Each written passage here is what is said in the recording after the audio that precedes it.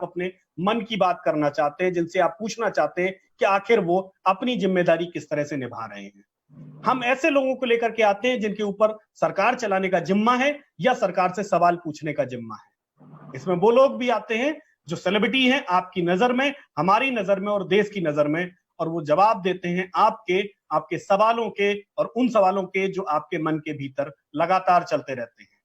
आज भी हम एक सोशल मीडिया की ऐसी शख्सियत लेकर के आए हैं जो फेमस हुए अपने प्रोफेसरशिप से, अपने फाइनेंस से, अपने सब्जेक्ट से, लेकिन धीरे धीरे वो फेमस इस बात के लिए हो गए कि वो हर किसी जगह एक उनका सवाल गूंजता है कि ट्रिलियन इकोनॉमी में जीरो कितने होते हैं, और इससे वो सोशल सनसनी खड़े कर दी उन्होंने। जिस तरह से मैं बात कर रहा हूं, आप सही पहचान रहे हैं, कांग्रेस के national spoke person professor Gaurav Vallabh, जो फाइनेंस के प्रोफेसर भी हैं। डॉक्टर प्रोफेसर साहब, आपका बहुत बहुत स्वागत है। नमस्कार जी, बहुत बहुत हमारे साथ सादाब जी हैं, सादाब अहमद जी हमारे करस्पोंडेंट हैं, कांग्रेस देखते हैं, वो भी हमारे साथ इस कीनोट सैलून में चर्चा करेंगे और हम बात करेंगे।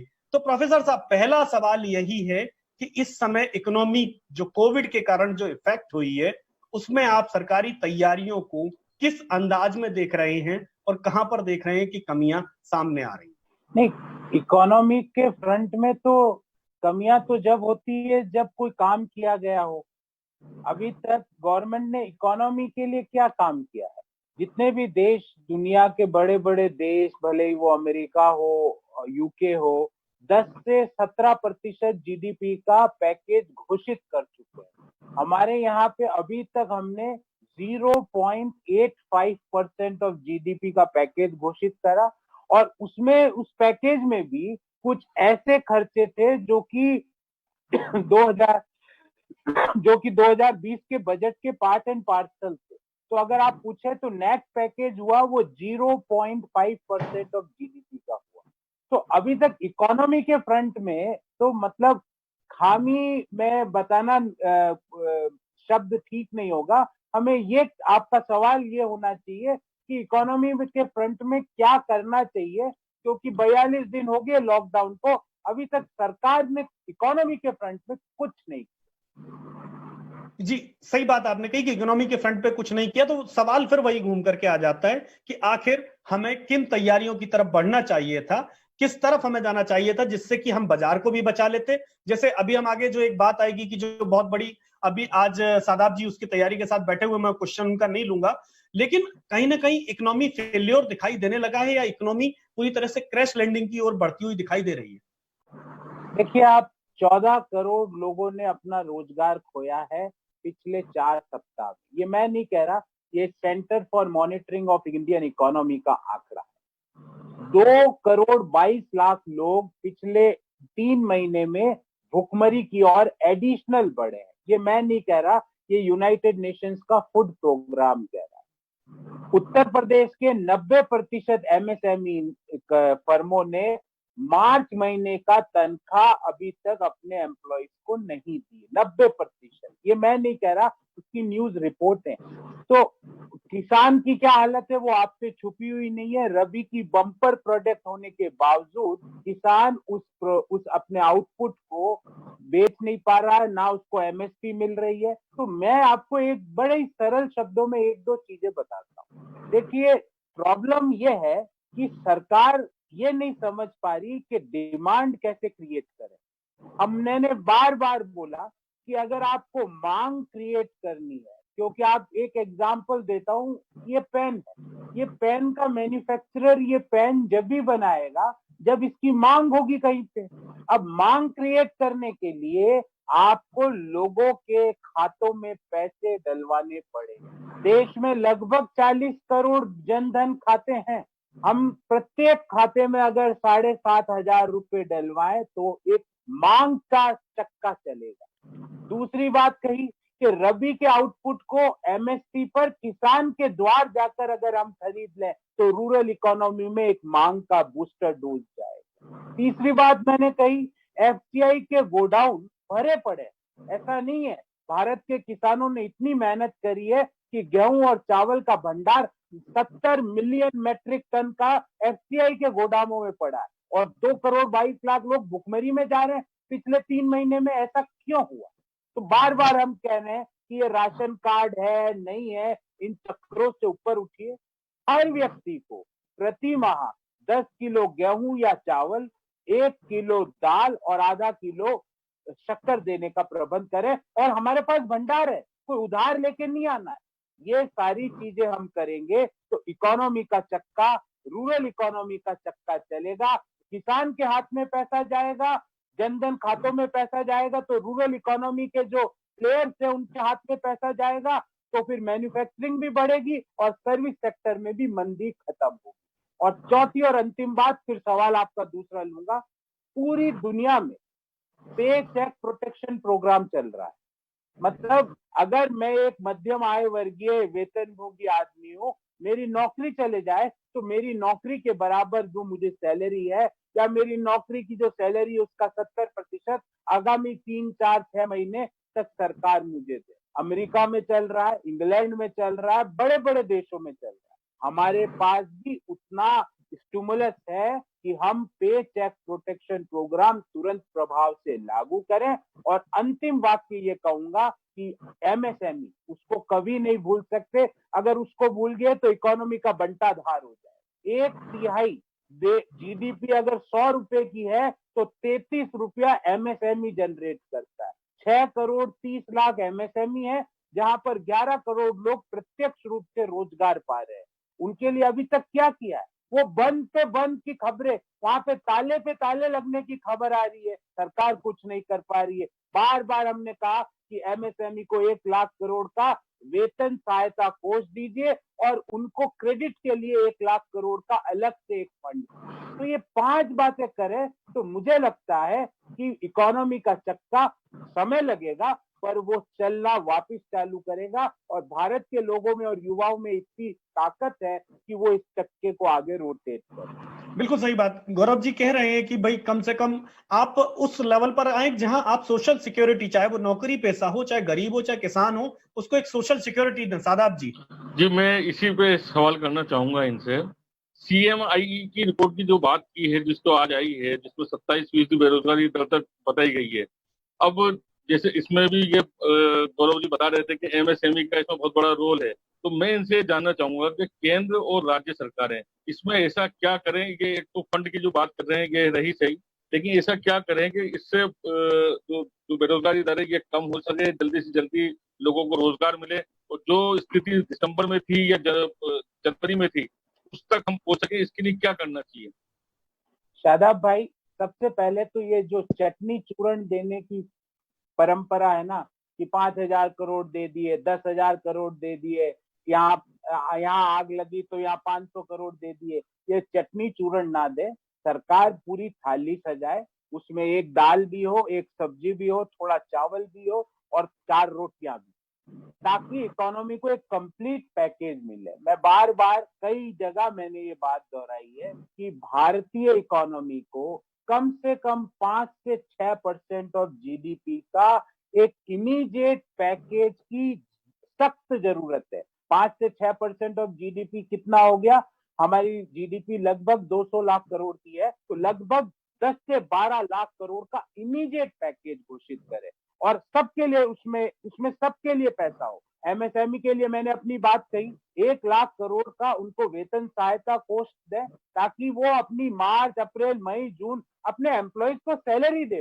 और दूसरा 1 लाख करोड़ का कोष स्थापित करे उनकी क्रेडिट के लिए, उनको ऋण के लिए, ताकि वो बंद ना हो, वो ठप ना हो। वो वर्किंग कैपिटल उनके यहाँ अगर कम हो तो इमीडिएट लोन लेके अपने चक्के को चलाते रहे। अगर ये चक्का 4-6 महीने सरकार की सहायता से चलता रहा तो मैं आपको कह रहा हूँ ये चक्का भारत के लोग पूरी ताकत से आगे चला लेंगे। क्योंकि जो प्रॉब्लम है, अभी गवर्नमेंट की सपोर्ट की जरूरत है। गवर्नमेंट क्या करती, कभी एक चूर्ण की गोली दे देती है, कभी थोड़ी सी चटनी डाल देती है। अरे चटनी और चूर्ण से पेट नहीं भरता, पूरी थाली सजाए। एमएसएमई, फिर मैंने आपको पे चेक प्रोटेक्शन प्रोग्राम की बात कही। हमारे देश में लगभग 1.5 करोड़ लोग ऐसे हैं जिनकी आय 5.5 लाख रुपए से कम। उन लोगों की सालाना आय 5.5 लाख, मतलब ऑन एन एवरेज 55,000 रुपए प्रति माह। तो उन लोगों को पे चेक प्रोटेक्शन प्रोग्राम की जरूरत है। नहीं तो हम क्या, आए दिन खबरें मिल रही है, एविएशन सेक्टर पूरी छटनी, कंस्ट्रक्शन सेक्टर पूरी छटनी, अपने आईटी सेक्टर पूरी छटनी, होटल इंडस्ट्री, रेस्टोरेंट इंडस्ट्री, यहाँ से एक ही खबर आ रही है, या तो नौकरी जा रही है और मान लो 10-20-25% खुशकिस्मतों की रह गई तो वहां पे सैलरी आधी हो गई है। तो यहाँ पे पे चेक प्रोटेक्शन प्रोग्राम की सख्त जरूरत है। तीसरा, मैंने आपको कहा कि किसान, रबी की इस बार हमारे किसानों ने बम्पर आउटपुट लेकर आए और खरीफ की भी बहुत अच्छी फसल होने की संभावना है। पर आप क्या कर रहे हो, लोगों के हाथ से, हम कह रहे पैसा दो, आप लोगों के हाथ से पैसा खींच रहे हो। कैसे खींच रहे हो? आप मध्यम आय वर्गीय अगर सरकारी कर्मचारी हो तो आपने डीए खत्म कर दिया, 1.5 साल तक डीए की वृद्धि नहीं होगी, जो पहले घोषित हुआ वो भी नहीं दोगे। अगर आप सामान्य व्यक्ति हो जो पेट्रोल डीजल भराता है तो आप पेट्रोल डीजल के भाव अंतरराष्ट्रीय कीमतों में 64% कमी आ गई, पर आप भाव कम नहीं होने देते, एक्साइज ड्यूटी को बढ़ाए जा रहे हो। तो उससे क्या, आपके पास पैसा बचेगा नहीं तो आपका कंजम्पशन नहीं बढ़ेगा, आपका कंजम्पशन नहीं बढ़ेगा तो आपकी डिमांड नहीं बढ़ेगी, और आपकी डिमांड नहीं बढ़ेगी तो मैन्युफैक्चरिंग या सर्विस, किसको सर्विस देंगे या किसके लिए मैन्युफैक्चरिंग करेंगे? क्योंकि हमारी देश की इकोनॉमी और दूसरे देश की इकोनॉमी में एक बेसिक अंतर यह है कि हमारे देश की इकोनॉमी में 95% जीडीपी का कंजम्पशन से आता है और 5% एक्सपोर्ट से आता है। तो हम, हमारे अगर कंजम्पशन, और वही हमारी ताकत भी रही है कि हमारी कंजम्पशन ड्रिवन इकोनॉमी है, हमारी एक्सपोर्ट ड्रिवन इकोनॉमी नहीं है, तो हम कंजम्पशन को दिन ब दिन, आप लोगों के हाथ से पैसा खींच रहे हो, सीनियर सिटीजन के हाथ से पीपीएफ का ब्याज दर करके पैसा खींच लिया, सरकारी कर्मचारियों का डीए घटा के खींच लिया, सामान्य आय वर्ग का पेट्रोल डीजल की जो कम कीमत का फायदा नहीं देके उनके हाथ से पैसा खींच लिया। मैं कह रहा हूं, पैसा देने की बात, सरकार पैसा खींचने की बात कर रही है, तो इकोनॉमी रिवाइव हो ही नहीं पाएगी। इसमें मैं एक चीज और जोड़ना चाहूंगा आपसे। जैसे कल अभिजीत बनर्जी ने कहा, इससे पहले रघुराम राजन ने कहा था, ये बार बार जो अर्थशास्त्री हैं या जो वित्त के जो जानकार हैं वो सब कह रहे हैं कि मांग बढ़ाने के लिए लोगों को नकदी देनी पड़ेगी और एक सपोर्ट जो है वो देना पड़ेगा। कांग्रेस भी लगातार मांग कर रही है, सरकार इसकी तरफ ध्यान क्यों नहीं दे रही? क्या सरकार के पास पैसा नहीं है या कुछ और मंशा है? इसके पीछे क्या आप मानते हैं? मुझे लगता है इसमें सरकार की एक अनिर्णय या असमझ की स्थिति है। ऐसा नहीं, पैसा जनरेट करने की ताकत भारत की इकोनॉमी में है। मैं आपको एक छोटा सा बात कहता हूँ कि रिजर्व बैंक ऑफ इंडिया ने वेज एंड मीन्स एडवांस, जिसको हम कहते हैं, वो केंद्र सरकार को 2 लाख करोड़ 90 दिन के लिए देने का अपनी विंडो खोली। सरकार 2 लाख करोड़ रुपया लेके इमीडिएटली स्टिमुलेट क्यों नहीं देती? क्या सोच रही है सरकार? मतलब जो अनिर्णय की स्थिति है उसके कारण कंपनियां बंद हो रही है, एमएसएमई कम बंद हो रहे हैं, लोगों के घर में राशन की समस्या हो गई, वेतन की समस्या हो गई, डीए आपने कम कर दिया, ब्याज बट्टे कम कर दिए, और आपको जब भी कोई बात होती है तो बोलते 500 रुपए दे रहे हैं। अब आप ये बताइए, 45 दिन में सिर्फ महिलाओं के जनधन खाते में आपने 500 रुपए डाले, तो 42 दिन में 500 मतलब लगभग 10-11 रुपया प्रतिदिन। आप, सरकार को क्या लगता है 10-11 रुपए प्रतिदिन से आदमी रोटी खा सकता है? 11 करोड़ लोग, मैं आपको ऑन रिकॉर्ड बोल रहा हूँ, 11 करोड़ ऐसे लोग हैं जिनको की अन्न की जरूरत है, जिनके पास प्रॉपर अन्न नहीं है, उनको ये कह के अन्न नहीं दिया जा रहा कि आप पीडीएस का पार्ट नहीं हो। अभी ये सोचने का समय नहीं है।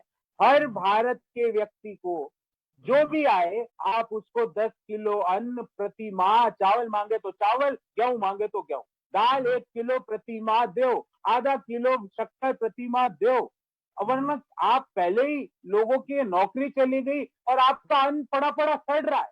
ऐसा नहीं कि अन्न का कोई और उपयोग हो रहा है, अन्न सड़ रहा है और आप अन्न नहीं दे रहे हो। ये अनिर्णय, और मैं इसको, मतलब अंग्रेजी में मैं इसको ये कहूंगा कि ये इनएफिशिएंसी, सरकार की इनएफिशिएंसी दर्शाता है कि आप एफिशिएंटली चीजों को समझ नहीं पा रहे हो, इसके कारण लोग आपकी इनएफिशिएंसी का दंश हो। बिल्कुल सही बात कही कि लोग कहीं ना कहीं परेशान तो हैं चीजों के लेकर के। जिस तरह से माहौल बना हुआ है, चाहे मजदूर हो, किसान हो, उसको एक परेशानी का सामना करना पड़ रहा है। और जो बेरोजगारी दर भी आ जाई है, उसका मतलब है कि हर चौथा इंसान फरवरी से लेकर मार्च के बाद, मैं कहूं मार्च तक जो बेरोजगारी दर थी वो 8% थी, जो अब बढ़कर 25% हो गई, यानी हर चौथा आदमी। और अभी अगले महीने तक जब रिपोर्ट आएगी तो मुझे लगता है कि ये नंबर क्या जाएगा इसकी कोई कल्पना नहीं कर सकता। आपने जो कहा पे प्रोटेक्शन मॉडल, हिंदुस्तान में पे प्रोटेक्शन मॉडल पहली बार चर्चा में आया है। इससे पहले दूसरे देश शुरू से देते रहे हैं, यूएस और यूके ने देने की घोषणा भी कर दी। भारत में इसका रोड मैप, अगर सरकार आगे बढ़ना भी चाहे तो इसका रोड मैप क्या होना चाहिए? देखिए, ऐसा है कि किसी व्यक्ति की मान लो 5 करोड़ रुपया वेतन हो तो उसका कोई पे चेक प्रोटेक्शन की उसको जरूरत भी नहीं है, क्योंकि उसके पास सेविंग्स है, वो अपना जीवन यापन कर लेगा और उसका 5 करोड़ का कम होके भी 1 करोड़ रुपया सालाना होगा। पर आप इमेजिन कीजिए कि एक व्यक्ति जिसका 5 से 6 लाख रुपए के मध्य वेतन है, अर्थात 40 से 50 हजार का, वो व्यक्ति को घर की ईएमआई भी देनी है, अपने बच्चों की स्कूल की फीस भी देनी है, पेट्रोल भी बढ़ाना, अगर स्कूटर है तो स्कूटर में, कार है तो कार में, मकान मालिक का भाड़ा भी देना है और सारे जितने भी खरीद के रोटी भी खानी। अब उस व्यक्ति की आप अचानक नौकरी चले जाए या उसकी सैलरी आधी हो जाए, क्योंकि उसके पास सेविंग्स नहीं है, उसके पास कोई पुराना पैसा भी नहीं है। अब उसका 30 तारीख तक का ही बजट होता है कि 1 तारीख को तनख्वाह मिली, 30 तक खत्म, और 1 तारीख को अगली तनख्वाह मिली। तो मैं बार बार बोल रहा हूं, ऐसे लगभग 1.5 करोड़ लोग हैं जिनकी वेतनभोगी लोग, देश में 1.5 करोड़ वेतनभोगी लोग हैं जिनकी आय, सालाना आय 5.5 लाख रुपए से कम। तो मैं और इन 5.5 लाख से ऊपर वालों को इंक्लूड करने की बात भी नहीं कर। तो आपका ऑन एन एवरेज, उनकी एवरेज अगर हम 5.5 लाख की माने तो 2,75,000 रुपया 1.5 करोड़ लोगों की आय। 2,75,000 रुपया अगर सालाना आए, मतलब अर्थात आप समझिए कि महीने की 25-27 हजार रुपए की महीने की आय। क्या सरकार उनको आर्थिक संबल 3 महीने के लिए, 6 महीने के लिए नहीं दे सकती है? पर आप क्या है कि जब जहां आग लगती है वहां 10,000 करोड़ देके आ जाते हो, 5,000 करोड़ वहां दे देते हो। मैंने शुरुआत में ही अपनी बात कही शैलेंद्र जी कि ये चटनी चूरन से पेट नहीं भर सकता। चटनी चूरन तो भोजन के बाद लिया जाता है। आप भोजन की पूरी थाली सजाओ, 10-12 लाख करोड़ की वो थाली सजाओ, उसमें एमएसएमई की भी 1 कटोरी हो, 1 कटोरी मध्यम आय वर्गीयों की हो, 1 कटोरी और बड़ी कटोरी किसान के लिए भी हो, और बाकी जो एरिया हो वो राज्यों को दो। क्योंकि शैलेंद्र जी, यहाँ कांग्रेस भाजपा की बात नहीं, आज लड़ाई कौन लड़ रहा है? आज मध्य प्रदेश में या राजस्थान में या महाराष्ट्र में लड़ाई कौन लड़ रहा है? वहां इंदौर में अगर समस्या है तो इंदौर के डॉक्टर लड़ रहे हैं, जयपुर में समस्या है तो जयपुर के डॉक्टर लड़ रहे हैं, बंबई में समस्या है तो बंबई के। तो लड़ाई तो राज्य सरकारें लड़ रही है ना, लड़ाई, बड़ी लड़ाई, और मैं कहूंगा 90% की लड़ाई राज्य सरकारें लड़ रही है, भले किसी की भी राज्य में किसी की भी सरकार हो। आपने अभी तक राज्य सरकारों को जीएसटी का बकाया दिया? हम कह के थक गए, आप दे ही नहीं रहे हो। अब राज्य सरकारों के पास 3 साधन होते हैं रेवेन्यू। ये बड़ा सिंपल गणित है, दारू पे एक्साइज ड्यूटी, पेट्रोल पे एक्साइज ड्यूटी, और घर अपन खरीदते हैं तो उसका जो रजिस्ट्रेशन पे जो पैसा देते हैं, ये 3 मुख्य साधन होते हैं। अब तीनों साधन खत्म हो चुके हैं पिछले 50 दिन से, 45 दिन से, 50 दिन से। कोई भी राज्य में, कोई भी बड़े राज्य में इन तीनों साधन से 5-10% से ज्यादा इनकम नहीं हुई है, और उनके ऊपर खर्चा करना है, आप उनको फंड दे नहीं रहे हो। तो मैं ये कह रहा हूं, एमएसएमई की कटोरी, मध्यम आय वर्गीय की कटोरी, किसान का बड़ा कटोरा, और बाकी जो थाली में जहाँ रोटी और चावल रखने की जगह है वो राज्य सरकारों को, सभी राज्य सरकारों को। मैं ये नहीं कह रहा, आप गुजरात को भी दो, राजस्थान को भी दो, झारखंड को भी दो, बंगाल को भी दो, केरल को भी दो, क्योंकि सबको जरूरत है। अगर वहां पे वो लड़ाई में कमजोर हुए तो हम ना तो कोविड की हेल्थ की लड़ाई लड़ पाएंगे और ना कोविड की आर्थिक लड़ाई लड़ पाएंगे। संबल वहां देने की जरूरत है। दिल्ली में बैठकर मध्य प्रदेश की लड़ाई नहीं लड़ी जा सकती, दिल्ली में बैठकर उज्जैन में कोविड की लड़ाई नहीं लड़ी जा सकती। उज्जैन में कोविड की लड़ाई लड़नी है तो उज्जैन के डीएम को फंड दो ताकि वो खर्च कर पाए और लोगों को मेडिकल से भी बचा पाए और भुखमरी से भी बचा पाए। और अगर कोई ऐसी योजना बनती है आपकी पे चेक प्रोटेक्शन और एमएसएमई, वहां पे भी वो तुरंत सहायता करता है। बिल्कुल सही बात है कि कहीं ना कहीं आपको उस बैटल फील्ड में जाना पड़ेगा। सादा, क्या लगता है कि किस तरह का बैटल फील्ड और किस तरफ जाना चाहिए जो डॉक्टर साहब कह रहे हैं? जी देखिए, ये जो डॉक्टर साहब ने जो कहा है कि एक थाली हो जिसमें सब तरह की सजावट हो, ये बात तो सही है। लेकिन मैं एक थोड़ा सा सवाल जीएसटी पे क्योंकि जिक्र करा है डॉक्टर साहब ने, तो मैं थोड़ा सा उस पर पूछना चाहूंगा। जो शराब को लेकर इन दिनों में जो देखने को मिला है पिछले 2-3 दिन के अंदर, क्या शराब बेचकर राजस्व हासिल करना राज्यों की मजबूरी बन गई है, लोगों की जान जोखिम में डाल दी गई है? तो क्या इसको लेकर क्या मानते हैं, क्या राज्यों के पास दूसरे विकल्प नहीं है? जहां शराबबंदी है वहां पर भी राजस्व हासिल किया जा सकता, मतलब किया जाता रहा है, चाहे गुजरात हो, बिहार हो, तो एक तो राज्य और है। तो क्या इसको इसको किस तरीके से देखते हैं डॉक्टर साहब? क्या शराब इतनी बड़ी मजबूरी थी राज्यों के लिए कि उन्होंने जो मतलब लॉकडाउन के जो प्रोटोकॉल था उस तक तो तोड़ने पे मतलब राजी हो गए? देखिए, जिस तरह की तस्वीरें आई कि लोगों ने सोशल डिस्टेंसिंग की धज्जियां उड़ा के शराब की कतारों में वो खड़े रहे, ये एक ये मैं व्यक्तिगत रूप से इस चीज का समर्थन कभी नहीं कर सकता, क्योंकि अभी मेडिकल की आपदा है। आपने जिस तरह से लोग 2-2 3-3 किलोमीटर की तस्वीरें देखी है कि जगह जगह पर, भले ही वो दिल्ली में, और दिल्ली का बहुत जिक्र हो रहा है क्योंकि उन्होंने शराब पे कुछ 70% एक टैक्स भी लगाया है, और भी राज्य लगाने की तैयारी में है। तो मुझे लगता है कि अगर शराब को अगर बेचना भी था तो छत्तीसगढ़ मॉडल है। छत्तीसगढ़ ने क्या किया शादाब जी? छत्तीसगढ़ ने शराब का जो ये दुकानों से सेल नहीं कर रहे हैं, वो शराब को जिनको जरूरत है उनके घर तक पहुंचाने की व्यवस्था कर। तो इस तरह सोशल डिस्टेंसिंग के नॉर्म्स को धज्जियां उड़ा के शराब बेचना, मुझे लगता है ये बहुत ही दुर्भाग्यपूर्ण है और गलत है। और दूसरी बात कि राज्यों को आप, मैं बार बार कह रहा हूं कि आप बोलो कि ये शराब अगर लगता है कि अभी इसकी कोई जरूरत नहीं है, और व्यक्तिगत रूप से मैं कह रहा हूं कि शराब की अभी जरूरत नहीं है, राज्यों को आप ताकत दे दो, राज्यों को फाइनेंशियल रिसोर्स मुहैया करा दो। मैं आपसे बार बार पूछता हूं, जीएसटी जिसका राज्यों का ड्यू है, आपने वो भी नहीं दे रहे।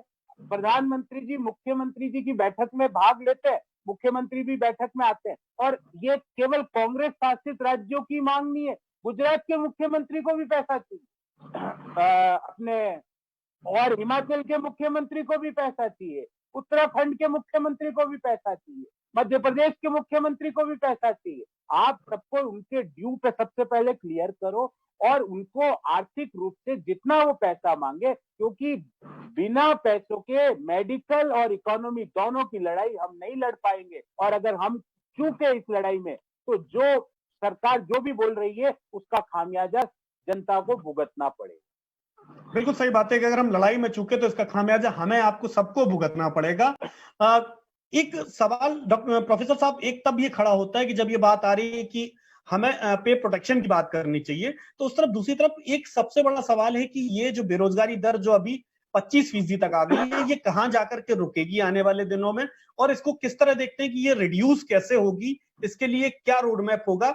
सिर्फ एक सैलरी को आप सुरक्षा दे दें अलग एक मुद्दा है, लेकिन हाथ को काम वापस मिले, इकोनॉमी वापस ग्रो करे, इसके लिए क्या रोड मैप आप देख रहे हैं? एज ए प्रोफेसर आपको क्या दिख रहा है?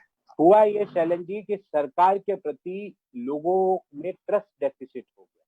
मैं आपको एग्जांपल देता हूं कि कामगार लोग यूपी, बिहार, झारखंड, राजस्थान, मध्य प्रदेश, यहाँ के बड़े लेवल पे कामगार दूसरे राज्यों में, भले ही वो गुजरात हो, भले ही वो तमिलनाडु हो, भले ही वो महाराष्ट्र हो, बड़े लेवल नंबर पे जाते हैं, अपने खून पसीने से रोटी कमाते हैं, अपने घर पे भी पैसा भेजते हैं। आज जो शहरों में चकाचौंध हम देखते हैं ना, दिल्ली, बंबई, इंदौर, यहाँ की भाई 24/7 सर्विस है, इसके पीछे किन लोगों का पसीना है? इसके पीछे कामगार लोगों का पसीना है। तो अब कामगारों को जब वो घर जाना चाह रहे थे, जब आपने उनको यहाँ रोका, उनको स्टेट बॉर्डर्स पे क्वारंटाइन कराया, और जब आप धीमे धीमे लॉकडाउन खोल रहे हो, जब उनको वापस लाने का समय था, जब आप उनको मतलब बहुत ही धीमी गति से धीमे धीमे वो अब जाना चाहते, क्योंकि उनके ट्रस्ट, उनके मन में भय बैठ गया, क्योंकि आपने उनको 40 दिन तक उनके पास, क्योंकि वो रोज कमाते थे, रोज खाते थे, तो उनके 40 दिन तक कोई काम नहीं था, उनके पास राशन कार्ड उस जगह का नहीं था जहां वो काम करते हैं, तो उनको अन्न नहीं मिला, ना उनके पास दवाई की व्यवस्था थी, ना उनके पास कोई साधन था कि वो अपने घर वालों के साथ पास जा सके। तो उनके मन में एक भय बैठ गया है। मैं इसीलिए कह रहा हूँ, इस भय को मिटाने के लिए वो कामगार और भी लोग हैं, वो मनरेगा के हमारे जॉब कार्ड होल्डर लोग हैं, वो जनधन खाता धारक है, इनके खातों में पैसा डालेंगे,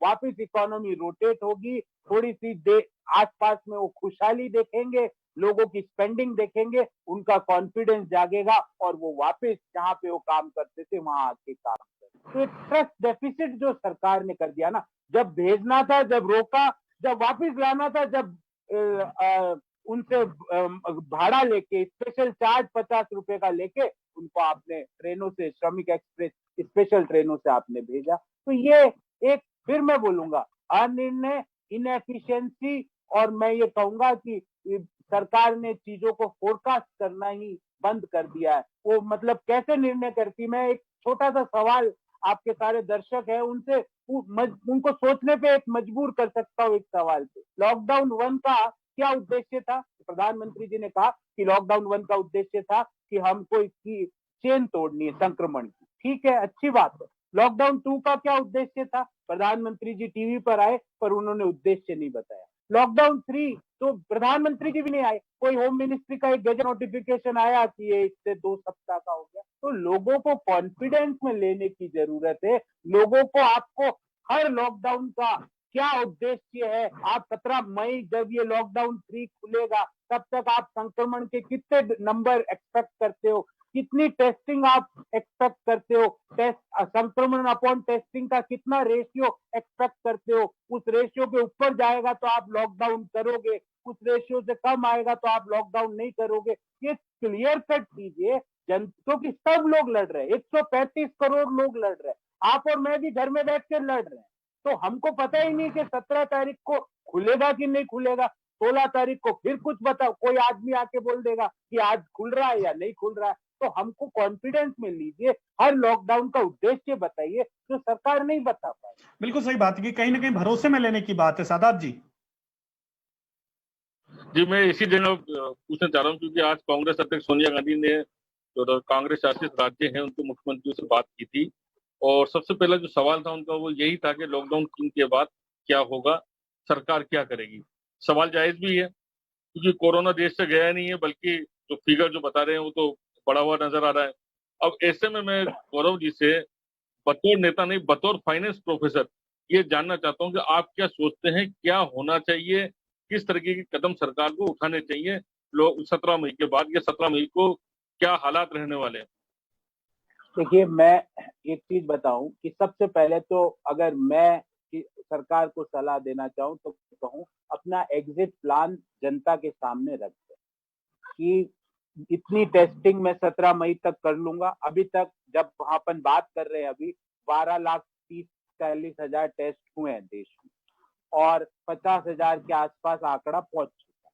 तो इतनी टेस्टिंग मैं कर लूंगा 17 मई तक, और अगर संक्रमण अपॉन टेस्टिंग का रेशियो ये रहा तो मैं लॉकडाउन बिल्कुल खोल दूंगा, इसके बीच रहा तो मैं आंशिक खोलूंगा, इससे कम रहा तो मैं लॉकडाउन फिर एक्सटेंड करूँ। तो हमको क्लैरिटी तो रहे कि भाई सरकार क्या सोच रही है, टेस्टिंग कितना कराने की सोच रही है 17 मई तक, कितने संक्रमण सरकार एक्सपेक्ट कर रही है, क्योंकि सरकार के पास पूरी मशीनरी। पहली, दूसरी चीज, इमीडिएटली मैं सरकार को सलाह दूंगा कि 10 से 12 लाख करोड़ का एक पूरा कंप्लीट पैकेज आके घोषित करे, जिसमें हर सेक्टर, हर व्यक्ति के लिए कुछ ना कुछ हो। उससे पॉजिटिविटी का संचार होगा। शायद आप आज हमारे मन में नेगेटिविटी आ चुकी है, क्योंकि जगह जगह से खबरें आ रही है, कोई भूख से मर रहा है, कोई अपने घर नहीं जा पा रहा है, किसी की नौकरी जा रही है, किसी की सैलरी कट रही है। तो वो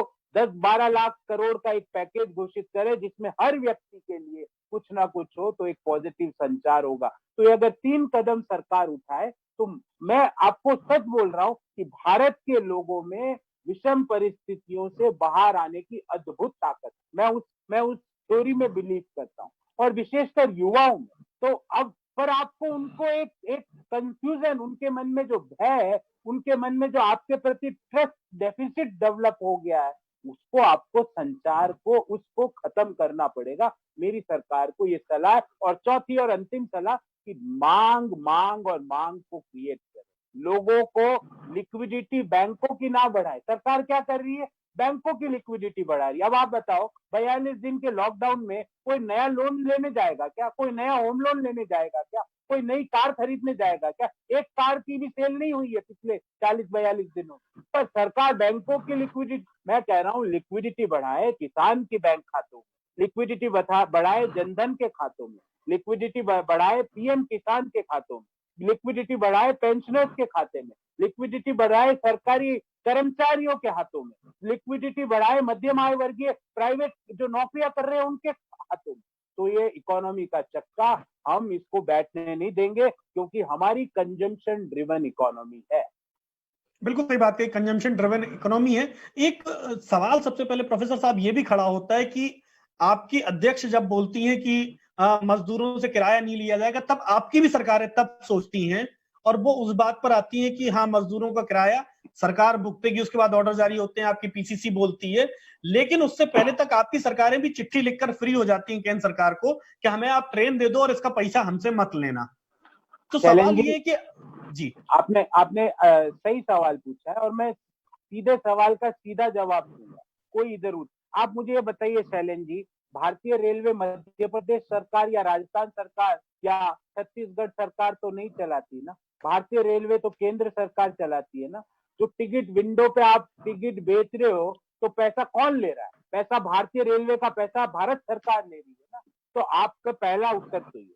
दूसरा, आपने हमारी सरकारों का जिक्र किया, मैं आपको दोनों हमारी सरकारों जहां का आपका प्रश्न जहां पे इंगित है, मैं दोनों का आपको स्पष्ट उत्तर दूंगा। राजस्थान और महाराष्ट्र ने दोनों ने जितने भी कामगार लोग क्वारंटाइन हुए थे, क्वारंटाइन मीन्स जो लोग जाना चाहते थे पर उस समय केंद्र सरकार ने अनुमति नहीं दी तो उनको क्वारंटाइन किया गया कैंपों में, सारे क्वारंटाइन लोगों का रेल भाड़ा महाराष्ट्र और राजस्थान सरकार ने दिया है।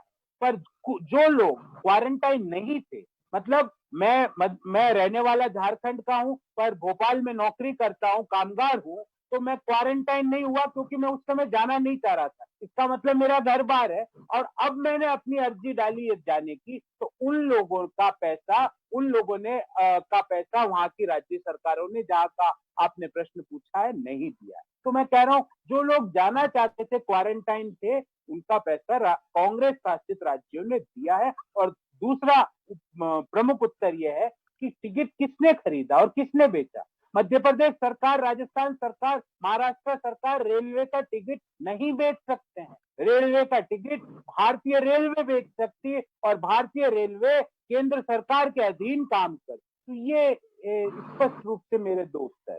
जी सादात जी। ये आज एक और जो है इसी मीटिंग को लेकर बीजेपी ने भी कहा है कि कांग्रेस जो देश है वो कोरोना से लड़ रहा है और ऐसे में जो कांग्रेस के मुख्यमंत्री वो केंद्र के खिलाफ लड़ाई लड़ रहे हैं। तो एक क्या है, किस तरीके की बयानबाजी जो हो रही है दोनों तरफ से, क्या ये सही है इस समय? शादाब भाई, मैं इस सवाल में थोड़ा सा अपना सवाल भी साथ में जोड़ देता हूं कि शादाब भाई कह रहे हैं कि बीजेपी कह रही है कि पॉलिटिक्स कर रहे हैं कांग्रेस के मुख्यमंत्री, और पब्लिक कह रही है कांग्रेस इस समय इतनी शांत क्यों बैठी हुई है, वो सवाल क्यों नहीं कर रही है आकर के कि वो सवाल करे सरकार से कि उसकी जहां गलतियां हैं। हमने सवाल किया, देखिए मैं आपको शुरुआत से करता हूं। हमने डीए जो केंद्र का सरकारी कर्मचारियों का घटाया, हमने कहा इससे मांग कम होगी, ये गलत है। अभी इस समय ये निर्णय गलत है। पीपीएफ खाते में जो ब्याज की दरें कम करी, हमने सवाल किया कि अभी आपदा का समय, लोगों के हाथों में नकदी रहनी चाहिए। जब आपने सेंट्रल विस्टा, प्रधानमंत्री जी ने अपने लिए महल बनाने की बात कही 20,000 करोड़ की, हमने कहा आप अभी अपने लिए महल ना बनाए, अभी लोगों को पैसा दे, उनके हाथों में किसान को पैसा दे। हमने सवाल किया। जब कामगार लोगों को से आप पैसा ले रहे थे, हमने सवाल किया। फिर आप हमारे सवाल के बाद एक 85-15 का फॉर्मूला लेके आए। अब आप ये बताइए, ये मतलब 700-800 रुपये का कामगार का टिकट है, उसमें आपको सारे फॉर्मूले याद आते हैं कि इतने प्रतिशत ये देगा, इतने प्रतिशत ये देगा।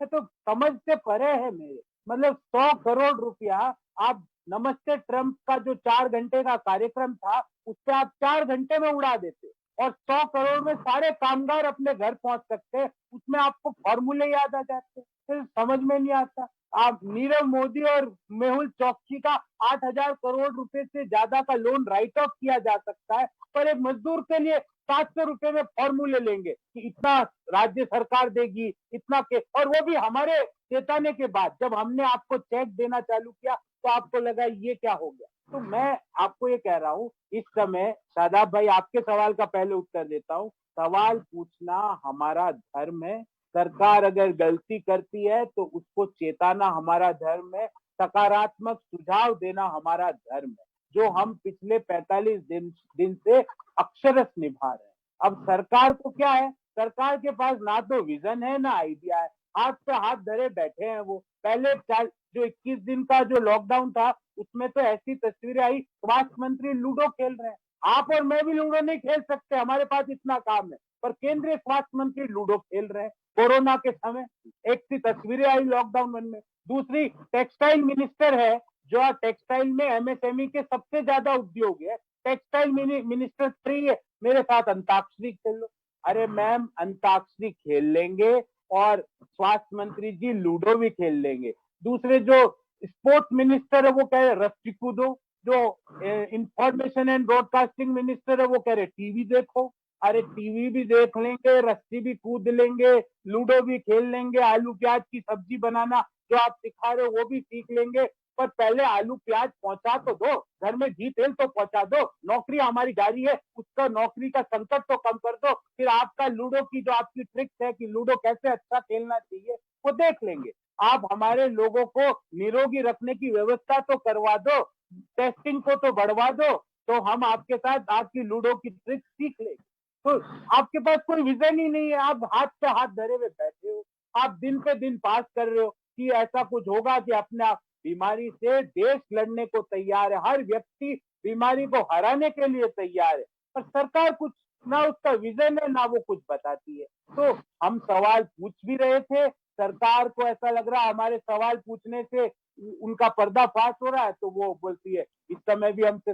अरे हर समय आपको सकारात्मक सवाल और सकारात्मक सुझावों का जवाब देना चाहिए। निंदक नियरे राखिए, निंदक अपने पास रखोगे तो जो बुद्धि है वो ठीक चलेगी और आगे आप जनता की सेवा में काम कर पाओगे। प्रोफेसर साहब, आप कह रहे हो कि निंदक नियरे राखिए, आप ही की सरकार ने कभी निंदा सुनना पसंद नहीं किया।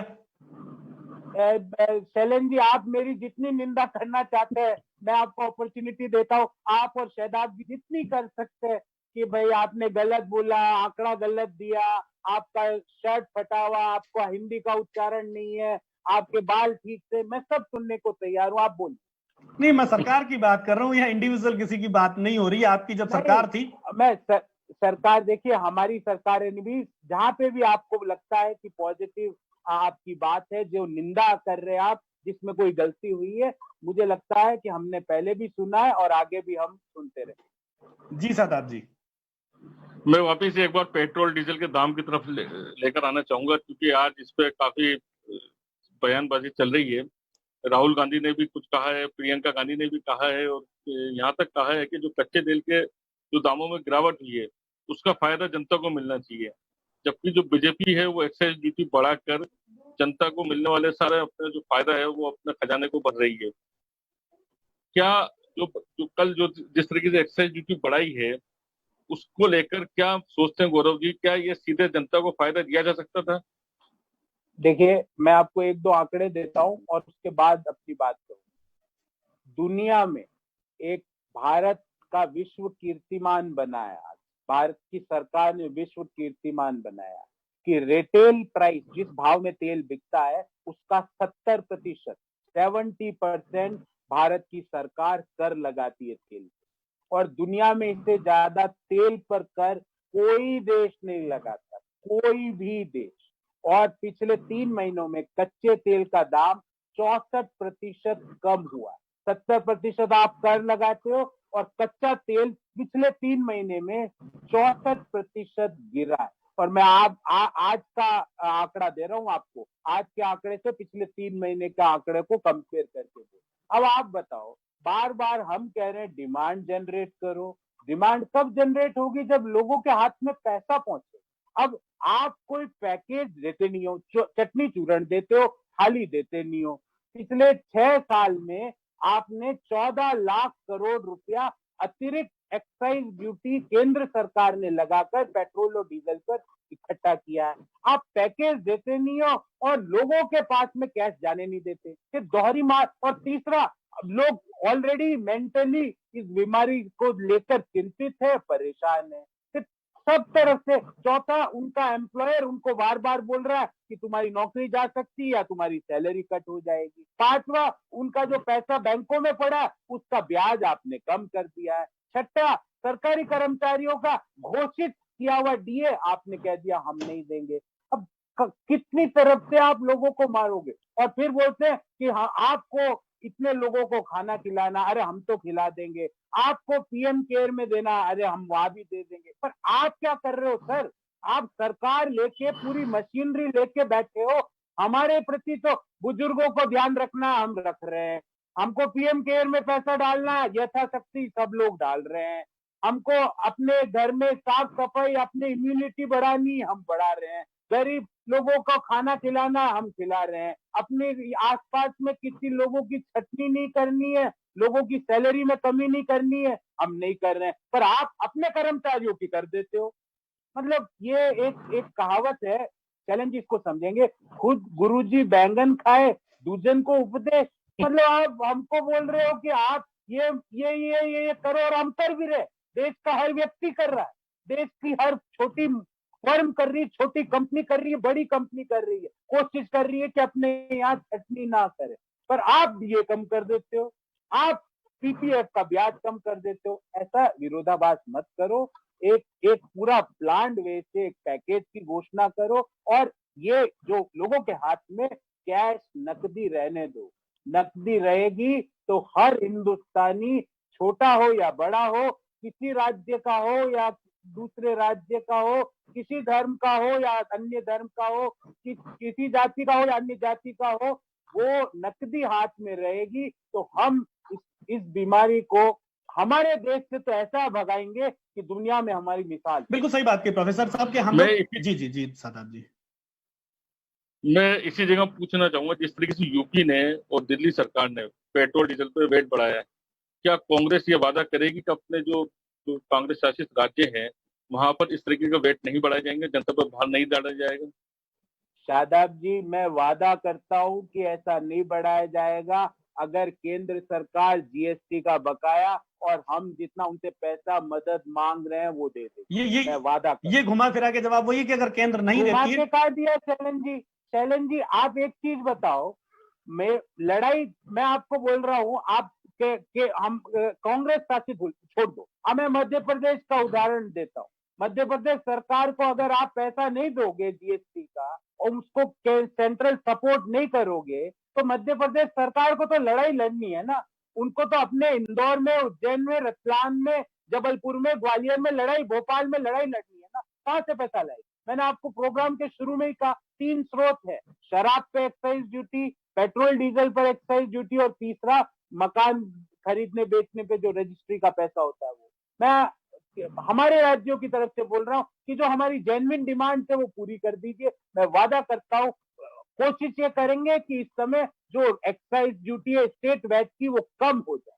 जी, बहुत अच्छी बात है कि आप कोशिश करेंगे, लेकिन प्रोफेसर साहब एक अगर मैं बात कहूं, इसको मैं एक नेशनल स्पोक पर्सन से नहीं पूछ रहा हूं, एक प्रोफेसर से पूछ रहा हूं जो फाइनेंस का प्रोफेसर है, कि जो अभी हालात हैं, इन हालातों के बीच सब हमें निराशा दिखाई दे रही है, हम एक निराशा के भाव में जा रहे हैं, इकोनॉमी का क्या होगा नहीं पता, लेकिन आप क्या वे देख रहे हैं कि हम किस तरह से निकल करके बाहर आ जाएंगे और हम कब तक एक सस्टेनेबल वापस उस लेवल पर खड़े होंगे? हमें 2 महीने लगेंगे, 4 महीने लगेंगे, और किस तरफ से कौन सा सेक्टर पहले लीड करेगा इस इकोनॉमी को बचा करके बाहर लाने में?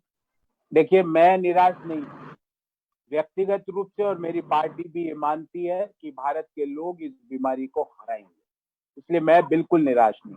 और सेक्टर की बात कही, देखिए शैलेंद्र जी, जब सबसे बड़ी समस्या आती है ना, आज नहीं पहले भी, तो एक ही सेक्टर ने भारत की इकोनॉमी को संबल दिया है, वो हमारे अन्नदाता है।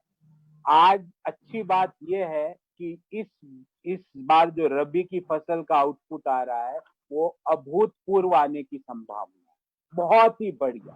और दूसरा जो खरीफ जो सीजन चालू हो रहा है इसमें भी बहुत अच्छी फसल होने की उम्मीद।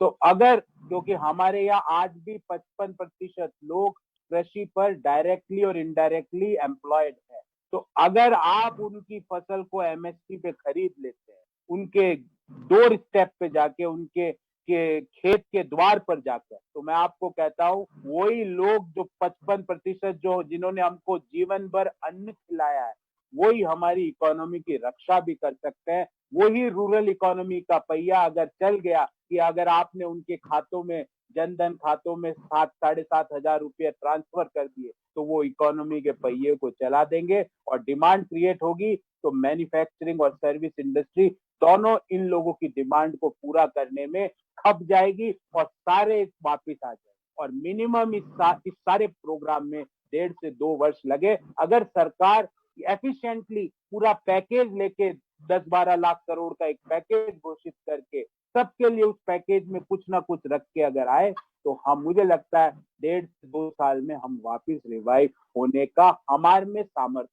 बिल्कुल, 1.5 से 2 साल में। एक इसी बीच में ये सवाल खड़ा होता है कि अगर मैं कहूं कि ऑटोमोबाइल सेक्टर, ये जो सेक्टर्स जो इंडस्ट्रियल सेक्टर है हमारे, वो ऑन एन एवरेज सब कोई 50% इकोनॉमी का हिस्सा रखते हैं, 55% में अकेला एग्रीकल्चर है।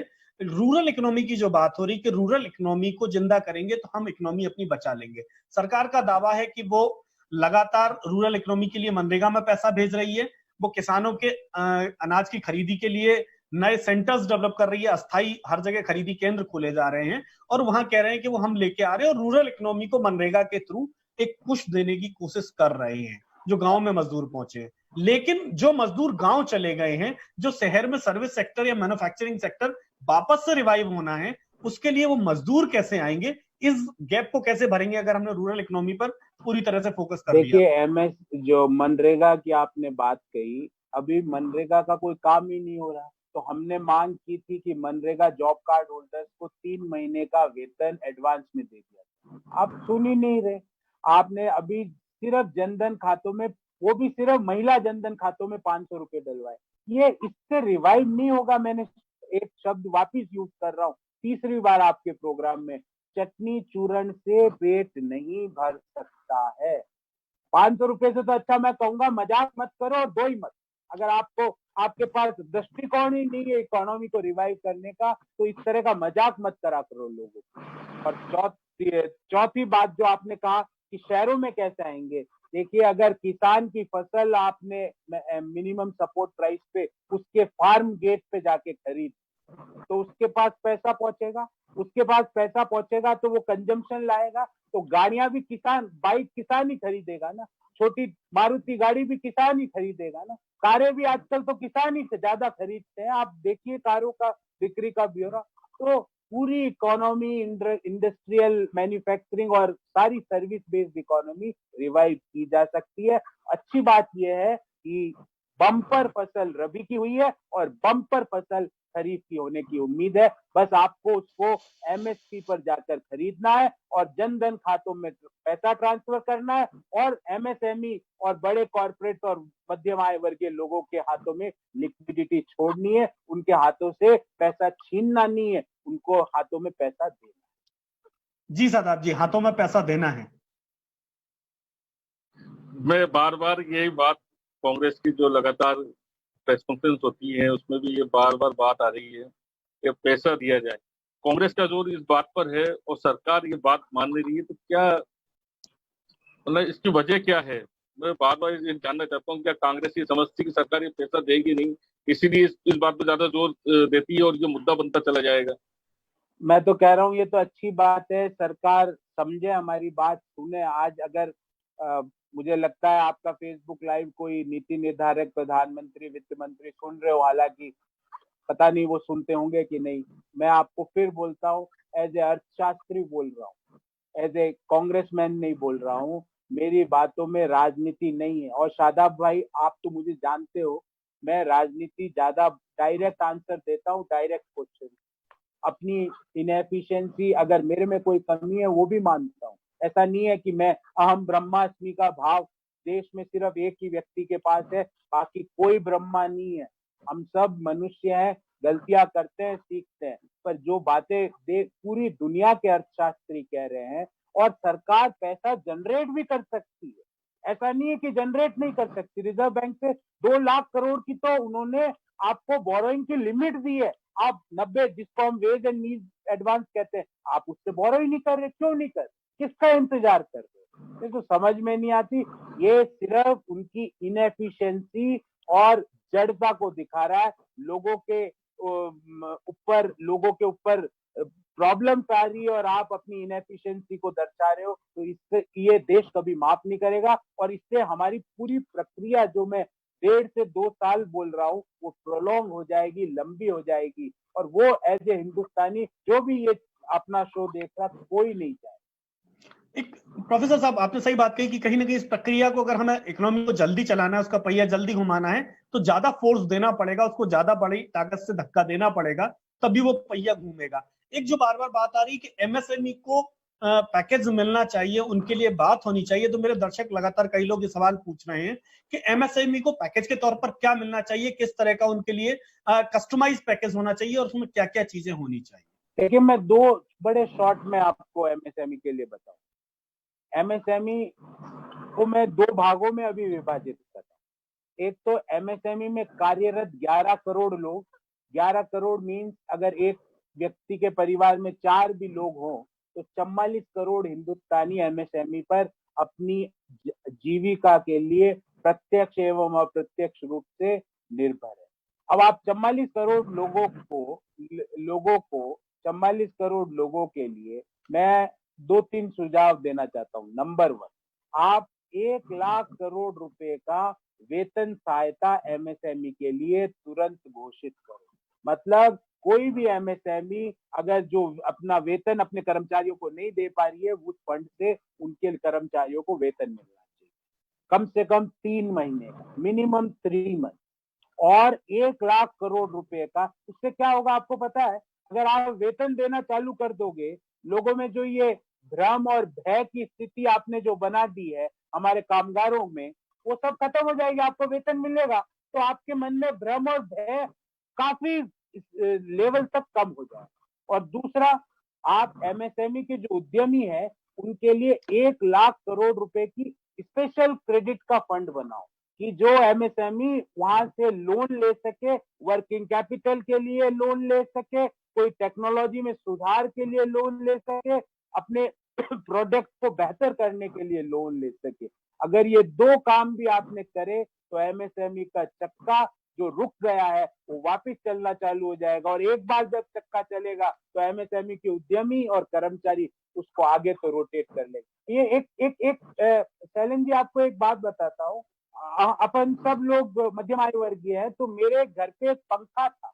वो पंखे को आप स्टार्ट करते थे तो चलता नहीं था, तो हम एक लकड़ी रखते थे, तो पहले स्टार्ट करते लकड़ी से थोड़ा सा घुमा देते, उसके बाद वो पंखा ऐसी रफ्तार पकड़ता, इतनी हवा देता कि पूरा जो गर्मी है हम उसका आनंद उठाते। तो ये लकड़ी है ना, उस पंखे को जो इकोनॉमी का जो पंखा जो रुका हुआ है, जिसमें करंट भी जा रहा है, वो एक सरकार की जो 10-12 लाख करोड़ की एक लकड़ी चाहिए जिससे उस पंखे को धक्का दे दे और वो पंखा रोटे। बिल्कुल सही बात है कि एक लकड़ी, एक पंखा, एक पुश चाहिए इकोनॉमी को कि जिसके सहारे पूरी इकोनॉमी वापस से चलना शुरू हो जाए, रोटेशन उसका शुरू हो जाए। सादात जी। जी, मैं अब एक सवाल और करना चाहूंगा। लॉकडाउन का तीसरा फेज चल रहा है ये। अब बार बार ये मांग उठ रही है हर जगह से कि इसको धीरे धीरे इसको खोला जाना चाहिए और ज्यादा क्षेत्रों में जो लोगों को मौका दिया जाना चाहिए। जो जिस तरीके से अभी बाजार वगैरह खोले गए हैं, इसको और व्यापक रूप से बनाने की जरूरत है। तो आप क्या सोचते हैं, किस तरीके से मतलब खोला जाए, या क्या जो 33% अभी हाजिरी की बात की गई है, क्या इसको बढ़ाया जा सकता है 50% तक? देखिए, मैं बार बार ये कहता हूँ कि एग्जिट स्ट्रेटेजी सरकार को घोषित करनी चाहिए कि 17 तारीख तक, 17 मई तक तो लॉकडाउन है। सरकार को एक पेपर पे लिख के लाना चाहिए कि 17 मई तक हम आज तक 12.5 लाख टेस्ट हुए, 17 मई तक हम 50 लाख टेस्ट कर लेंगे, 40 लाख, कितने टेस्ट कर लेंगे बता दें। और उस टेस्टों में अगर ये आंकड़ा आया या इसके ऊपर आया तो लॉकडाउन एक्सटेंड होगा, इसके बीच आया तो लॉकडाउन को कई क्षेत्रों में और रियायत दी जाएगी, और इससे कम आया तो पूरा लॉकडाउन लिफ्ट करा दिया। यही तो एग्जिट स्ट्रेटेजी है जिसके बारे में सरकार जनता को कॉन्फिडेंस में ही नहीं लेना चाहती। अब जनता कॉन्फिडेंस में नहीं होगी तो इस चक्के को रोटेट कौन करेगा? यही मैं बार बार बोल रहा हूँ, जिसको हम सरल शब्दों में एग्जिट प्लान कहते हैं। गवर्नमेंट के पास एग्जिट प्लान नहीं है। वो एग्जिट प्लान अगर है तो जनता के साथ उसको शेयर करें। बिल्कुल सही बात है, गौरव जी कह रहे हैं। गौरव जी जी सादात जी, मतलब आपको लगता है कि सरकार भी असमंजस में है, इसी वजह से जनता भी असमंजस में पड़ी हुई है कि क्या होगा आगे, कुछ कह नहीं सकते? असमंजस से ज्यादा अनिर्णय और चीजों को नहीं समझ पाने की स्थिति हो रही है। ऐसा मुझे दूर से बाहर बैठ के लग रहा है कि वो चीजों को समझ नहीं पा रहे हैं, उनके पास निर्णय लेने की क्षमता में कमी। जी, प्रोफेसर साहब ने बहुत अच्छी बात कह रहे हैं। प्रोफेसर साहब कह रहे हैं कि सबसे पहले एग्जिट प्लान सरकार अपना घोषित करे कि कैसे लॉकडाउन से सबको बाहर लेकर के आएगी। दूसरी बात कि इस इकोनॉमी के पहिए को चलाने के लिए एक धक्का दे, एक पुश दे, जिससे वो इकोनॉमी चले। जाते जाते प्रोफेसर साहब, एक सवाल यही कि आप पूरे जो इंडस्ट्री फर्टिलिटी है, जो पूरी एक दुनिया है, उस दुनिया को क्या कह करके, क्या संदेश दे करके जाएंगे कि आखिर आप किस भरोसे बैठिए आप इन चीजों के साथ वापस उभरेंगे, वापस खड़े होंगे और वापस फिर आप अपनी इकोनॉमी को वापस हासिल करेंगे? देखिए, दुनिया में संक्रमण तकरीबन सारे बड़े देशों में और सभी मतलब मोटा मोटी सारे देशों में फैला। तो दुनिया में ऐसी आपदाएं पहले भी आई हैं, और आज सबसे अच्छी बात यह है हमारे पास कि ये आपदा क्यों आई है उसका कारण हमें पता है। पहले की आपदा जब आई थी, भले ही वो आप प्लेग हैजे की बात कर लो या 1920 की जो और डिजीज की बात कर लो, आज जो आपदा है उसका कारण हमें पता है कि वो कहाँ से होता है, कैसे होता है, वो उसका संक्रमण कैसे फैलता है। हमको अगर कारण पता है तो हम उसका निदान पूरी तरह से लाएंगे, क्योंकि मनुष्य मानव के पास में अद्भुत कल्पनाएं हैं, अद्भुत है उसके पास विज्ञान की दृष्टि, विज्ञान का ज्ञान, और वो ज्ञान के भरोसे हम इसको मेडिकली भी हराएंगे और परस्पर सहयोग करें। क्योंकि अब वो समय ऐसा नहीं है कि अमेरिका फर्स्ट, अब अमेरिका फर्स्ट की बात नहीं होगी, अब बात होगी मानवता फर्स्ट, ह्यूमन बीइंग फर्स्ट। जो कुछ लोगों ने संकुचित दृष्टिकोण बनाए थे, वो संकुचित दृष्टिकोण हटेंगे, वापिस मानवता, वसुधैव कुटुंबकम जो भारतीय परंपरा है उसको जो और प्रमुख स्थान मिलेगा, और निश्चित रूप से दुनिया इस महामारी से मेडिकली और इकोनॉमिक पर्सपेक्टिव से भी बाहर निकलेगी और पूरी तरह से हरा के बाहर आएगी। बिल्कुल सही बात कही कि हम इस पूरी कोविड से जो जंग लड़ रहे हैं, हम जीत कर निकलेंगे, मानवता के सहारे निकलेंगे और उसी के सहारे हम आगे आएंगे। लेकिन सरकार को भी जरूरत है इस समय एक पुश देने की, जो इकोनॉमी है हमारी उसको बचाने के लिए। प्रोफेसर साहब जो बातें कह रहे थे, प्रोफेसर साहब ने बहुत अच्छी बातें कही। आप इन बातों को वापस जानने और सुनने के लिए इस वीडियो को वापस रिवाइंड करके शुरू से देख सकते हैं, जिसमें आप प्रोफेसर साहब ने जो टिप्स और टूल्स बताए हैं वो कहीं ना कहीं इस देश की इकोनॉमी के लिए सबसे ज्यादा जरूरी है। प्रोफेसर साहब, आप हमारे पत्रिका कीनोट सैलून में जुड़े, आपका बहुत बहुत शुक्रिया।